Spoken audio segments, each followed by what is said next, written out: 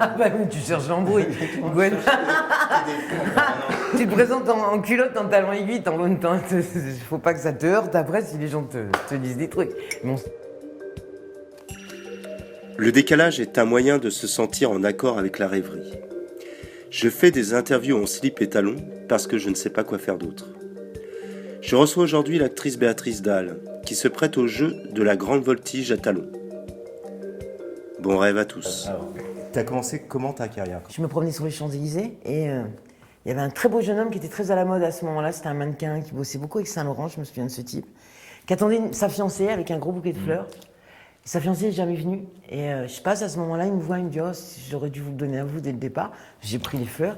Il m'a dit « Quand je vous regarde, je pense que vous devriez faire des photos. » Et ça faisait pas plan, j'en viens, on va faire des photos. Ça faisait sérieux, quoi. Le mec, c'était pas un cafard. Et il m'a amené à son agence et moi, j'avais pas le physique d'un mannequin, mais voilà, j'étais mignon quand même. Et ils m'ont beaucoup aimé et j'ai fait des photos et c'est sorti en couverture du magazine Photo. Voilà. Et Dominique Besnéard les a vus et je faisais le casting pour 37.2. Et moi, quand je suis arrivée au casting, il y avait toutes les actrices du monde sur le coup, parce que c'était un gros film avec beaucoup d'argent.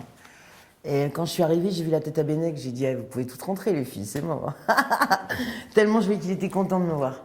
Et comment as-tu participé au film de Sophie Blondet? Sophie m'a contactée, m'a un petit peu expliqué le rôle, vu que je dis pas les scénarios ou presque jamais. Elle m'a dit le casting de dingue qu'il y avait dedans. Et elle avait déjà fait un premier film avec Guillaume Depardieu qui était juste mon meilleur ami. Donc ça m'a donné envie de... Puis je l'ai rencontrée, j'ai passé du temps avec elle, comme je suis souvent avec les metteurs en scène. Si je lis pas les scénarios, c'est pas du dilettantisme, c'est juste que j'ai envie d'un échange humain. Et souvent la comparaison avec une histoire d'amour. Tu rencontres un homme ou une femme, ou ce que tu veux, qui te plaît, tu sais pas où il va t'amener. Mais si tu es amoureux, tu y vas, même si t'amènes dans le mur. En tout cas, tu seras allé avec envie. Avec envie, et après on voit. Alors, donc dans le dernier film, donc tu as ce fameux casting incroyable. Ouais. Alors quand on tourne avec Iggy Pop, qu'est-ce que ça fait comme effet? Mis à part tes copines sont super contentes. Donc ils sont super jalouses. Elles sont super jalouses, pas contentes. Tu sais, on a... Non, je plaisante en plus. Non, elles sont très contentes.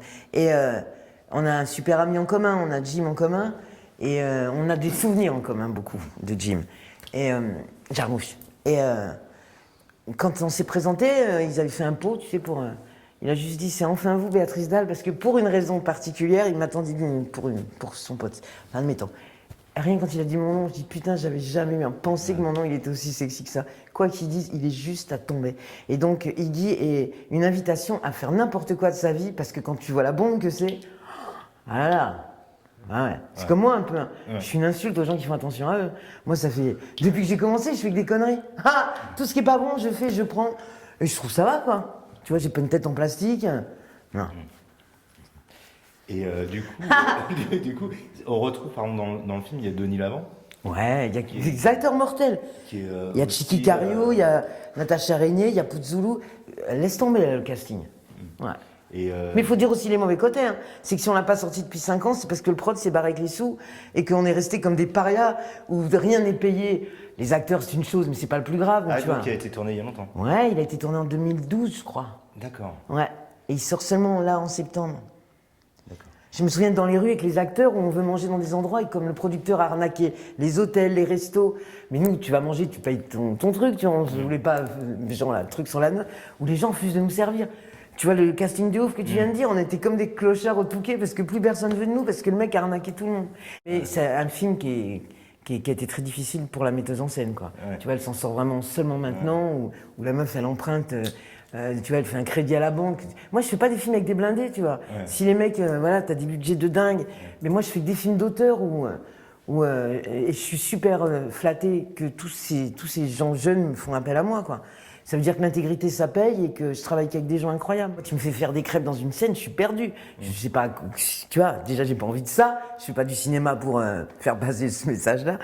Mais moi, c'est pour faire des opéras sanglants. Chaque fois que j'ai des enfants, je les tue, je les viole, je les tout. J'ai jamais été une mère qui prend ses bébés comme ça. Mais comme dans la vie, j'ai envie de dire. Parce que moi, je veux pas que le metteur en scène, il soit content. J'en ai rien à foutre qu'il soit content. Je veux qu'il se roule par terre tellement il est content. Comme dans ma vie. Voilà. Et ma fierté, c'est de jamais dire non. Alors, je dis non à mes maris, mais à mes patrons, jamais.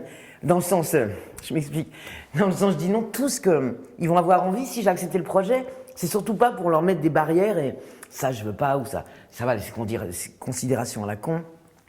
C'est comme quand on dit que j'ai pris des risques pour certains trucs, j'ai envie de rire. T'es pompier, tu prends des risques, t'es actrice, je prends des risques dans les super hôtels où je suis hébergé. Donc, je me perds tellement je suis enthousiaste.